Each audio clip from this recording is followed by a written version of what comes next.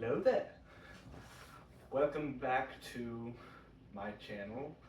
I mentioned at the end of my last video that I was going to be doing a ranking of all of the Star Wars movies, and to clarify, I'm just ranking the any Star Wars movie that came out in theaters. So unfortunately, no holiday special. I haven't seen it anyway, and I don't really want to. No Ewok movies, not just whatever came out in theaters. So we're going through episodes 1 through 9, the Rogue One and Solo, like the two Star Wars stories, and the Clone Wars movie. Because the Clone Wars movie did technically come out in theaters, even though it was for a TV show. So the Clone Wars movie counts. And I'm just gonna jump right in because I know I can be a bit long-winded. I'm not gonna go into any like deep analysis with this. We're just gonna be quickly running through my thoughts. So starting in last place by a country mile, number 12, The Rise of Skywalker. Just quick, I'm gonna keep this brief with, I'm gonna try not to go too long, but I'm especially gonna try to be brief with sequels. I don't like the sequels very much. But with 7 and 8, I can sort of see the appeal for some people. When I watched them, I could sort of enjoy on a first viewing it. It was only over time that they fell apart. Episode 9, I walked out of that theater and I had an identity crisis. Like, I was the Star Wars guy to everybody I knew, and I was sitting there thinking, how could it be this bad? The problem with episode 9 is that it's just a jumbled up mess. Like, it's so obvious when you watch the sequels that there was no plan, and episode 9 just reeks of like abort, because they saw the reaction to 8 and how everybody was mad at each other. So they bring back J.J. Abrams to sort of undo all of the controversial stuff in 8, but he's so busy trying to undo 8 and tell his story that he forgets to have the plot be coherent at all. And so somehow Palpatine returned, and somehow he has all these Star Destroyers with Death Star lasers. That's really fun and creative. Somehow Palpatine's back, and somehow the Resistance just has people to fight now, and somehow, even though the last movie made it clear they're the only ones out here, they just make another phone call and a bunch of people arrive out of nowhere. It's a miracle. And it's just, the whole movie is like this. It doesn't, when you have to have multiple books after the movie comes out explaining the plot of the movie, you probably didn't make a very good movie. So yeah, Rise of Skywalker, dead last, makes no sense. Then number 11, just like jumping right off of that, is The Force Awakens. I don't like The Force Awakens. People say that Last Jedi is where the sequel trilogy fell apart because of all the subverting expectations and all of the sudden curveballs that Rian Johnson threw. But to me, Force Awakens kind of made it impossible for the sequel trilogy to work, because it basically says, hey, remember Return of the Jedi? Forget Return of the Jedi. That happy ending, Luke being the Return of the Jedi, Han and Leia being together, the Empire falling, the Rebellion succeeding, the New Republic forming, like all of those things, forget about it. The Republic, we blow it up immediately. The Jedi Order, it failed. Han's a smuggler again because J.J. Abrams needs every Star Wars movie to be episodes 4 and 5. And Han Solo having a satisfying character arc gets in the way of that. So no, we have to make it A New Hope again, which means more Empire, more Han smuggling, and then we're just gonna, stab him and throw him off a bridge. That's great. I know that the Sith were destroyed, but Kylo Ren's a dark side guy, but not a Sith, so that's different, right? It's just, it's so also it's just so obvious that J.J. Abrams hates the prequels. Like everyone points to that line at the beginning where the character's like, "This will begin to make things right," as sort of a meta. It's like J.J. Abrams talking to the audience, like, "Yeah, those prequels are lame, and we're going back to the practical stuff. Ignore the fact that Phantom Menace had less CG than this movie. We're going back to classic Rebellion versus Empire. Ignore the fact that the Empire should have been destroyed." It's rehashing. It has nothing new to say, and it actively ruins the perfect ending of Return of the Jedi. So, that from the beginning, the sequel trilogy is doomed because that's your starting point. And so now we go to number 10, The Last Jedi. Probably the most divisive Star Wars movie ever made.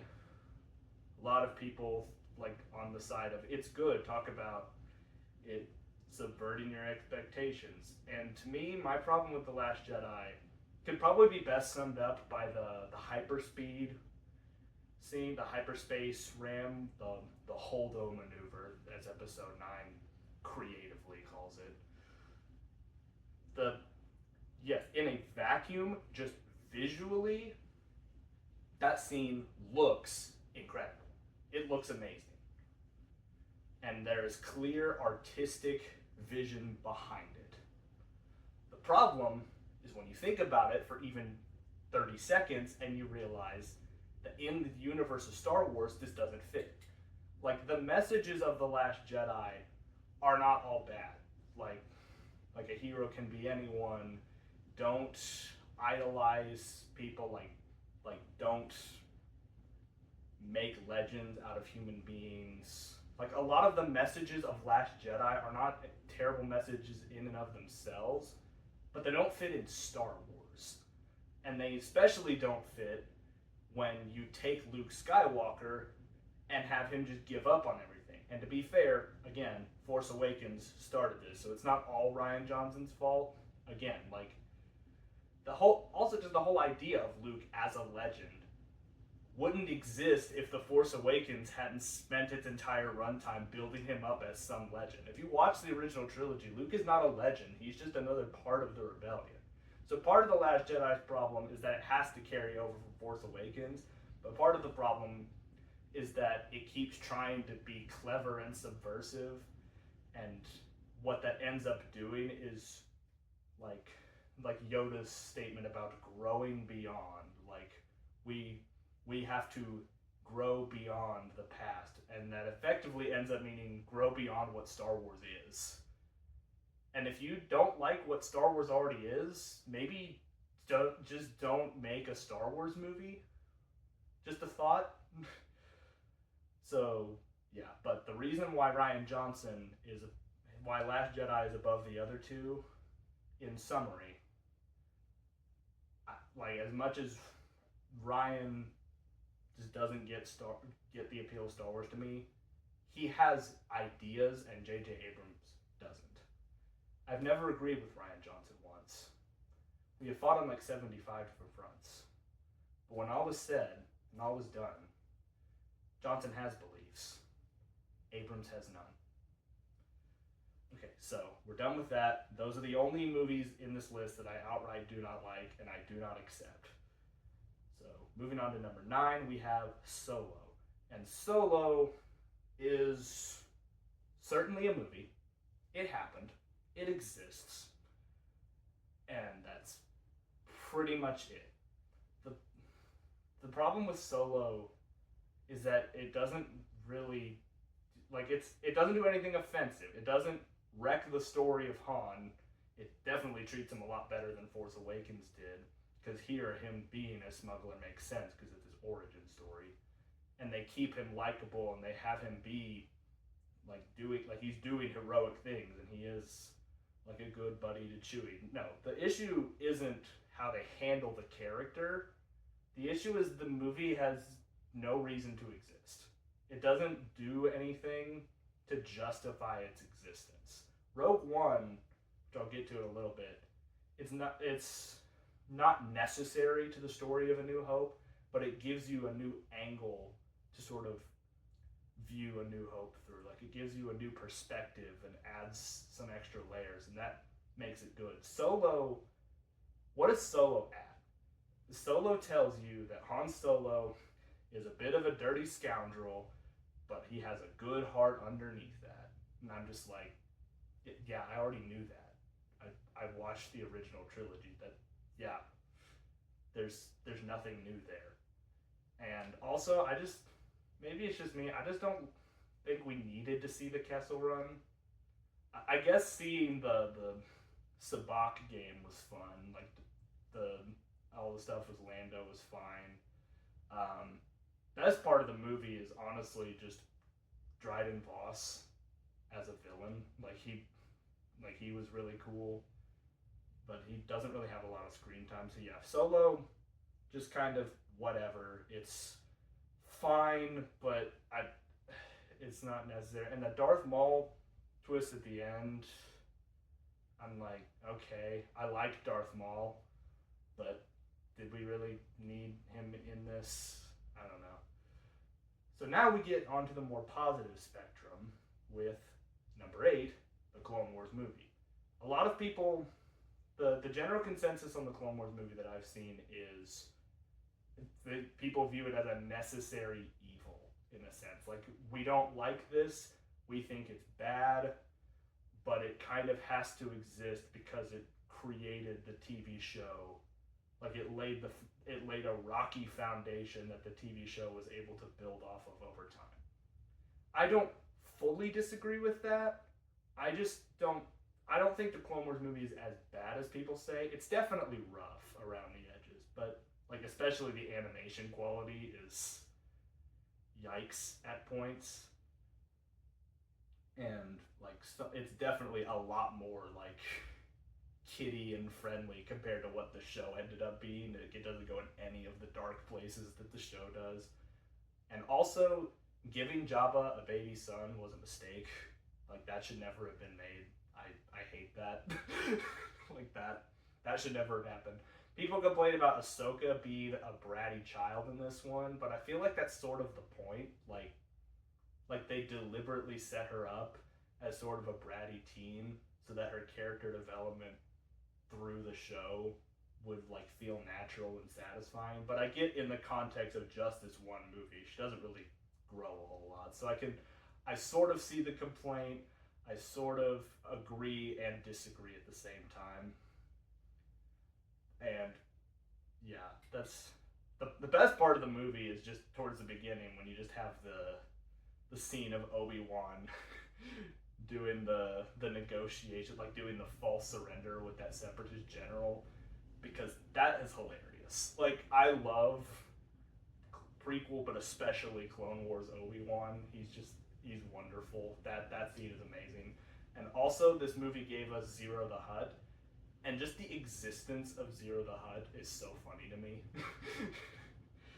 But yeah, Clone Wars movie, not great, but it's all right, and it started something great. So it gets a pass for me. Now we get into the stuff that I actually really like with number 7, Rogue One. There was a time when, like, especially in like the year or so after Rogue One came out, there was a time where I would have put it a lot higher, like probably in the top 5-ish range. Like I would have considered it up there with the George Lucas Star Wars episodes. I don't really feel that way anymore. I still really like it, but I think it was just the initial, like, when it was new and fresh, and Disney Star Wars hadn't done a lot to disappoint us yet. Like, Force Awakens was already out, and I've already said my problems with that, but there was still a lot of good going on in Disney Star Wars in spite of how the sequel trilogy was pretty much doomed to fail. So Rogue One came out and it was like, oh, this is awesome. This new take on the story of A New Hope and all these fun characters. I don't know what it is, but just the more I've watched it, it doesn't hit the same. Like, I think it's all the nostalgia and all of the fan service. Like, it hits you like a tidal wave when you first watch it. And then on repeat viewings, I don't know. Like the characters all still work, but maybe it's just me, but I don't know. I can't really explain it. There's just something. It still worked. It's still a good movie, and I like the new angle it takes on A New Hope of let's look at it from the perspective of the people who didn't make it, the people who gave their lives for the cause of the rebellion, the people who didn't live to see the end, who didn't know that they were going to win, but held out anyway and were willing to give their lives for something they believed in. I think that's really powerful. And also, this movie gave us the hallway scene, so it automatically gets a pass just for that. That seems amazing. But yeah, Rogue One, really good. Not as good as the proper Star Wars saga, but still really good. And now we get into the stuff that I love. Like, Rogue One is good, but the 6 Star Wars movies that George Lucas made are just on a completely different level. So I'm gonna, like, there is still a ranking here. I still think some are better than others, but I consider them all part of one story. And the story of Star Wars is just so amazing. So we're, from here on out, we are at the very least in great territory. Like amazing. Like even the weakest one is great. So, and also this is where some of my biggest hot takes are going to come in. So, yeah. Number 6, The Phantom Menace. In some ways, it feels wrong to put, like, there has to be one that's below the other 5. But it feels like no matter which one I pick, this feels wrong. And with Phantom Menace, it especially feels wrong because it gave me Darth Maul. Like, it gave me this character that I've grown to love. But to be fair, I mostly love him because of all the shows and all of the stuff that fleshed him out. In Phantom Menace, he has a cool fight, and that's another thing. Like, this gave us one of the coolest fight scenes in the history of anything. So it feels wrong to put it so low. But like that fight scene's incredible. Darth Maul was awesome. But he's not really much of a character in this movie. And it gave me Qui-Gon, who I also really like. I think the problem with Phantom Menace, I say problem, it's still great. I think what puts it a little bit lower than the other ones for me is that, for the record, every Star Wars movie is a kid's movie, and the people who tell you otherwise are wrong. Star Wars is absolutely for all ages. George Lucas said it is for the 12-year-olds. But Phantom Menace definitely has the most like kid movie feeling of the bunch.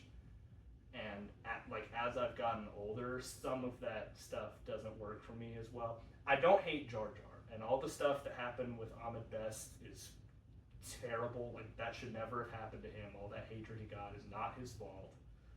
It is not his fault that Jar Jar annoyed so many people, and you shouldn't have taken your anger out on him. But that being said, some of the Jar Jar stuff, he doesn't annoy me too much, but the Battle of Naboo, like all that stuff with him and the droids, it feels like it just goes on for too long, and it's kind of filler. It doesn't really add a whole lot to the plot. It's just, here's goofy Jar Jar antics while the other characters take part in the actual plot important stuff. And yeah, that's just, I don't know. It's also just, like, I know why it's this way. Like, I know that the real plot is Palpatine's slow accruing of power. So the whole conflict of Naboo is a lot smaller scale than the other movies. But there's something about that makes it just not hit the same. Like, again, it's part of Palpatine's plot, and Palpatine's plot is brilliant. But when you know that this whole battle of Naboo is basically for nothing, it's like, okay, so why should I care then? But again, there's still stakes here. Like, the death of Qui-Gon is still a very important part of the story.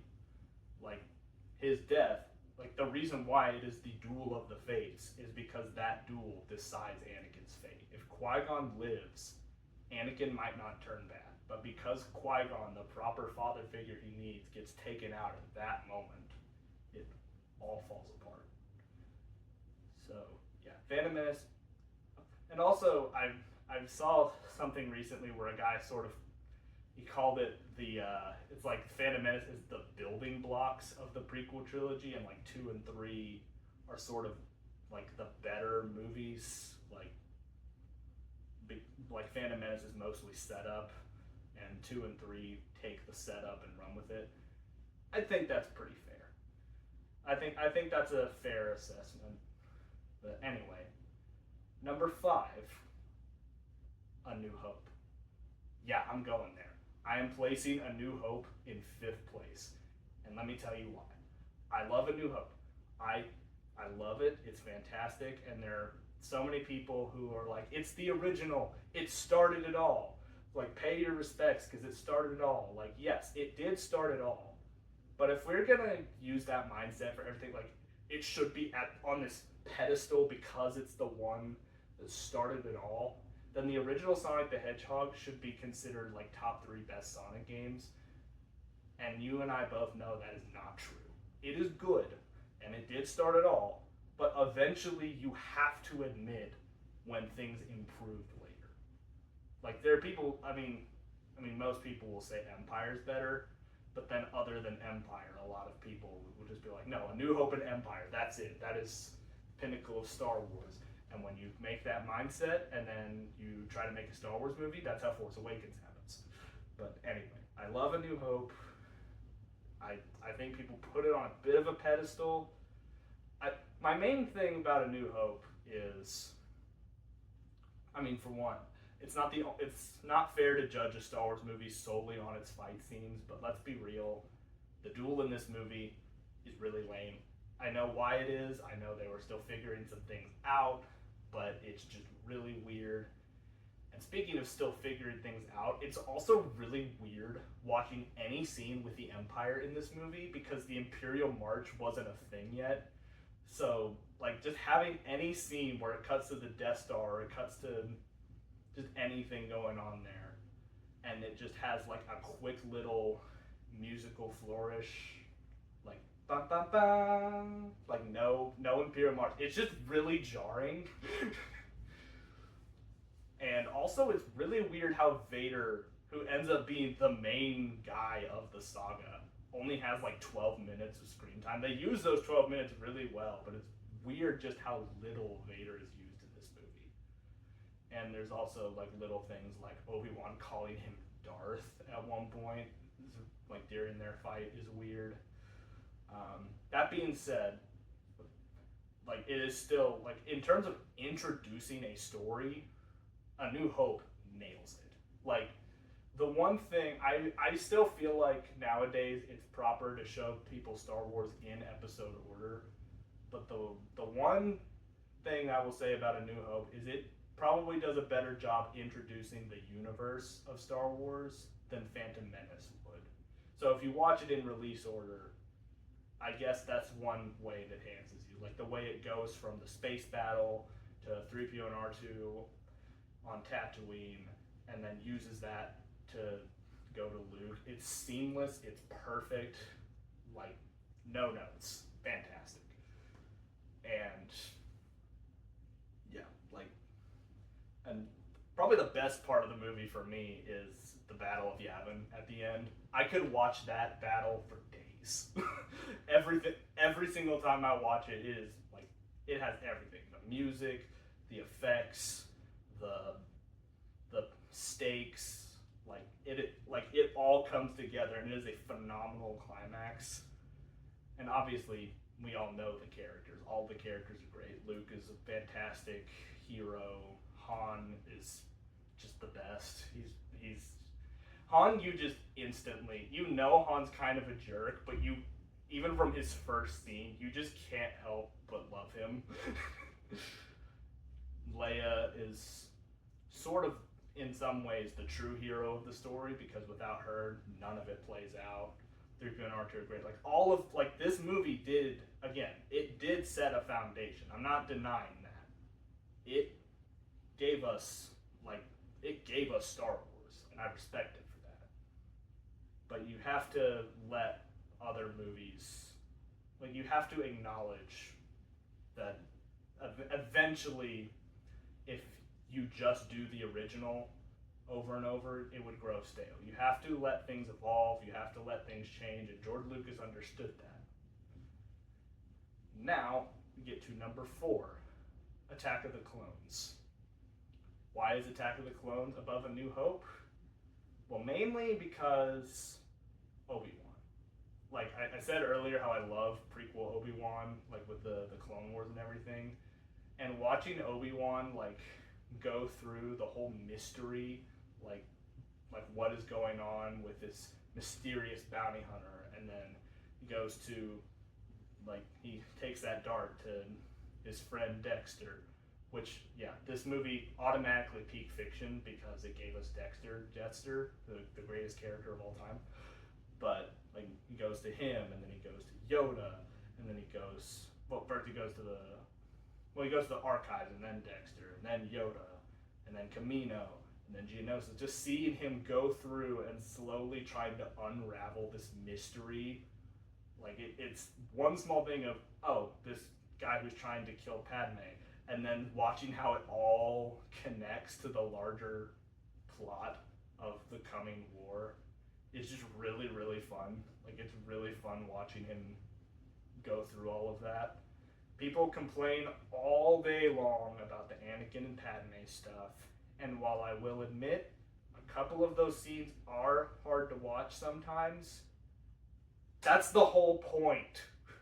The whole point is that Anakin and Padme are a reverse of Han and Leia. In Empire Strikes Back, a whole thing is Han and Leia's relationship is a whole subplot in that movie, and this is the rhyme. It's poetry. It rhymes.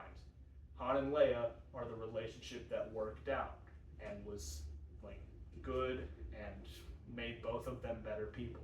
Anakin and Padme's relationship is awkward.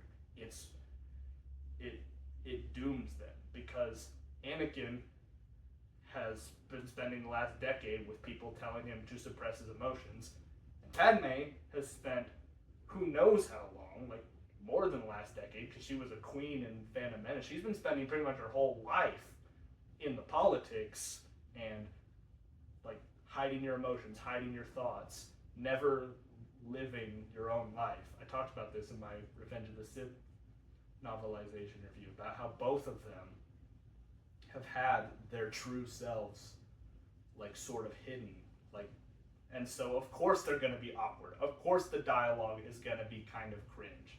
They don't know how to talk on a personal level with anyone. That's the whole point.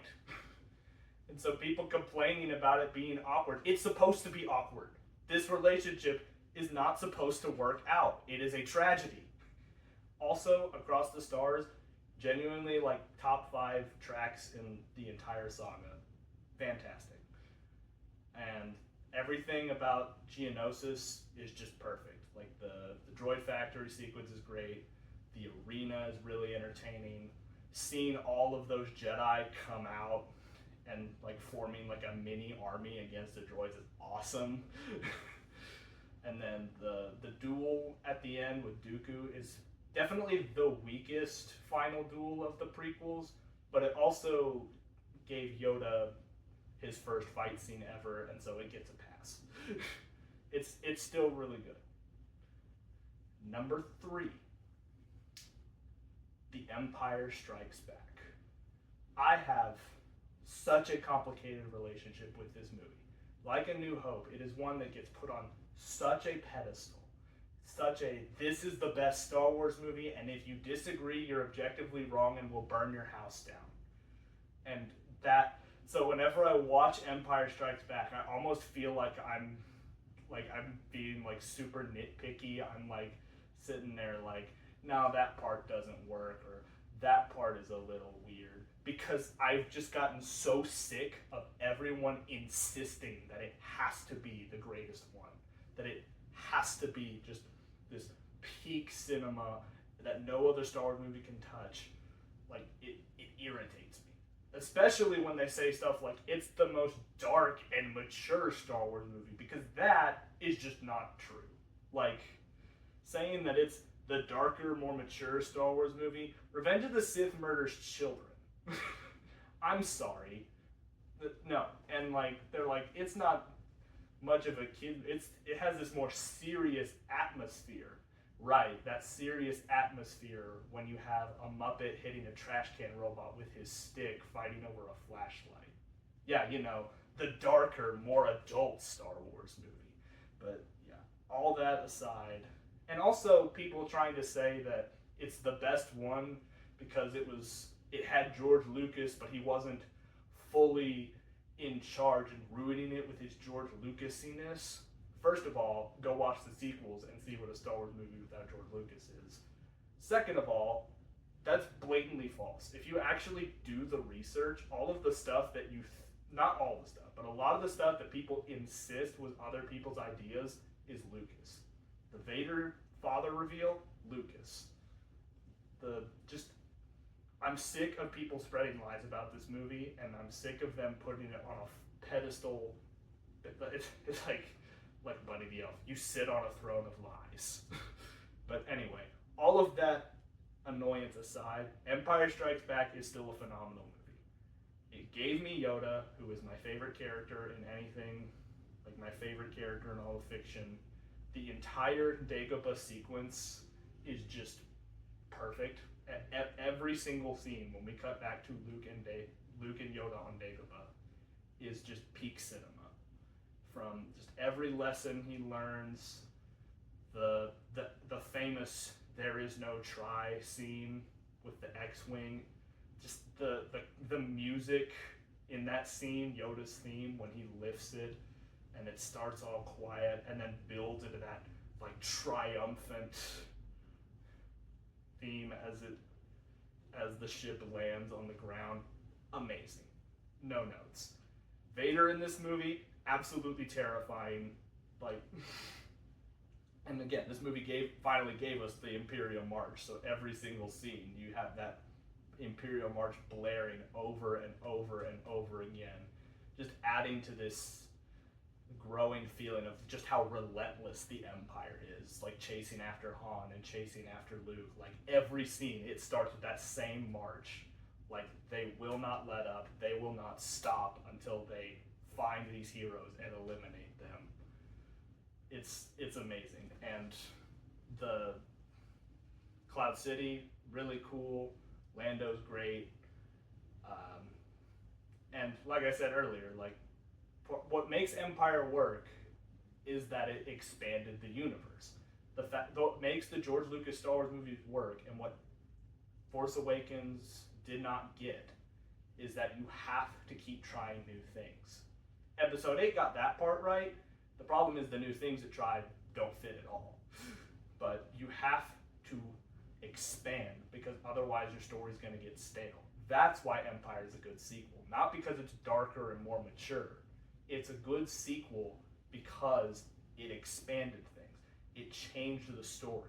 It's not just good guys win all the time. No, sometimes the good guys lose. And Vader isn't just some faceless, dark figure. He is Luke's father. And it creates the entire Skywalker family drama that defines the entire rest of the saga. Like, that is why Empire is great. Not because it is mature, but because it did new things. Number 2, Return of the Jedi. I admittedly have had a bit of a bias for Return of the Jedi for a long time because it is the first Star Wars movie I ever saw any of. I still remember I was like 5 or 6 years old. I was bored and I was walking by and I saw my older brother Luke watching it. He was about half an hour in. It was past Jabba's palace. And so ironically, the first scene I ever watched of Star Wars was the scene where Yoda, who would become my favorite character, dies. So that's sort of funny. But anyway, why is Return of the Jedi up here, aside from it introduced me to Star Wars? Because it is literally the perfect ending for all of the characters. Like, Luke coming into his own as a Jedi after everything he's been through, like seeing his...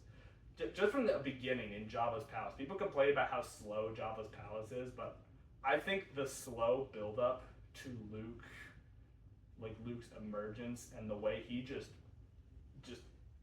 dominates at the beginning of that movie. Like he is, like he has finally become a true hero. And there's also that bit of dread of like, uh-oh, he's using a force choke at one point. That's a dark side thing. But at the same time, it's also just really cool seeing him be all confident after he spent the last two movies kind of whining and like being all frustrated. Just seeing him like go to town on Jabba is fantastic.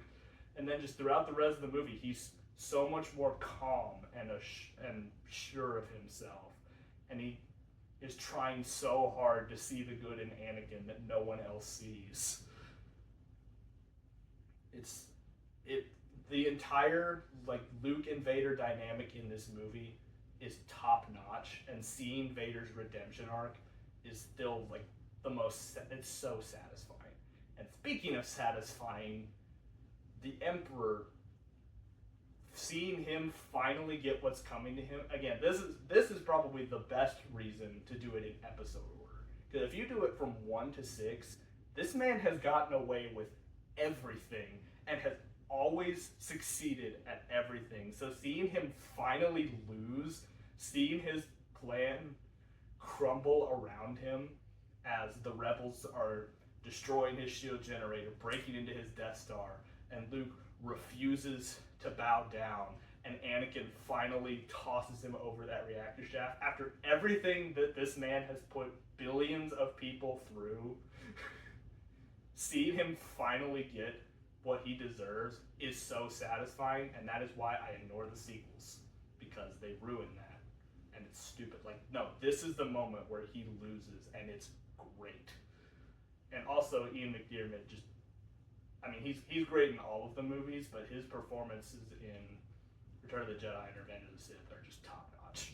Like, he does evil in a way no one else does evil. It's amazing. And also, people have said, like, Han should have been done after Empire, and I can't disagree more. Seeing him finally be the selfless hero he should have been all along, seeing him be a part of the rebellion instead of doing his own thing, seeing him finally become part of a greater cause is so good. And again, I hate to keep bringing up Force Awakens, but that's why it doesn't work, because it undoes all of that, because we need to make everything episode 4 and 5 always. No, Han needs to develop, because that's how stories work. You can't just have all your main characters be static. That's not satisfying. Seeing Han become a true hero is fantastic. I could go on and on like about how Return of the Jedi is just such a satisfying conclusion, but I've been here long enough. Let's just get to number 1. If you've seen any of the last few videos I did, this shouldn't have been a surprise at all. It's Revenge of the Sith. Of course it's Revenge of the Sith. I literally just spent roughly 2.5 hours across 3 videos explaining why its book is amazing. Of course I love the movie. Are you kidding me? The Revenge of the Sith isn't just my favorite Star Wars movie, it's my favorite movie, period. From the opening on the Battle of Coruscant to Luke being delivered on Tatooine, I genuinely do not have any problems with this movie. Except for, I used to have a problem with how Padme was treated, with the whole, like, dying in childbirth, the whole, like, broken heart thing, but I've seen people, like, in the years after, talking about how that actually is realistic and, like, having all these explanations. So, yeah. Perfect movie. Okay, not actually perfect, I'm sure. The only thing I can really think of is that the fight scene in Palpatine's office is a little awkward. Like, some of the, like, flipping around from Palpatine in that scene looks a little goofy. But that's seriously the only thing that jumps out of my mind. Otherwise, amazing. It is, like, everything I could want in a movie. Aside from Palpatine's office, every single lightsaber fight is amazing. The Mustafar fight is the most glorious thing I've ever seen in a movie. It works from the fighting to the music, like Battle of the Heroes and that bit of Duel of the Fates in there at one point when it cuts to Yoda and the Emperor on Coruscant. Those two fight scenes, like mingling together and all, like everything coming together with it being the ultimate Duel of the Fates, like the entire galaxy being at stake. It's just fantastic. It is, and like I said earlier, Ian McDiarmid as Palpatine is, like, he's good in Return of the Jedi and he's good in the other prequels, but his performance in Revenge of the Sith, he just steals every scene he's in. He is crushing it. and Ewan McGregor as Obi-Wan is also, like, he was good in the other prequels, but in Revenge of the Sith, he is giving it his A game, and it is so good. Like, the other actors are great, but those two are just on a whole other level in this movie. And the way it portrays Anakin's fall is really compelling, and it makes so much sense. And seeing the democracy become a dictatorship, that iconic "This is how liberty dies" with thunderous applause. Just seeing the full scope of the tragedy of Anakin Skywalker and the tragedy of the Republic and how those two come together, and seeing Palpatine's ultimate victory, but then seeing that light at the end of the tunnel after all of those horrors. You see Luke and Leia going to Alderaan, Luke going to Tatooine, and it reminds you, yes, this was tragic, but there is still hope at the end. That is Star Wars.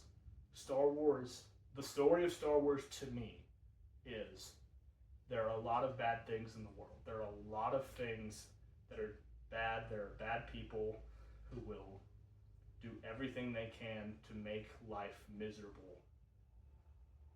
And sometimes bad stuff's just going to happen, even if there aren't bad people behind it. But bad things will happen, but there is always another chance. As long as you are still alive, you always have a chance to make things better. You always have a chance to improve and to fix it. That is Star Wars. And that is why Revenge of the Sith is the best Star Wars movie. So, there's my ranking. Feel free to tell me in the comments how I'm wrong, and feel free to tell me that Rise of Skywalker is the greatest movie ever. I'm a Christian. I believe in forgiveness. when you repent, I'm kidding. You can like episode 9. I'm not gonna be one of those people. But yeah. Tell me in the comments what your ranking of Star Wars is. And yeah, that's about it.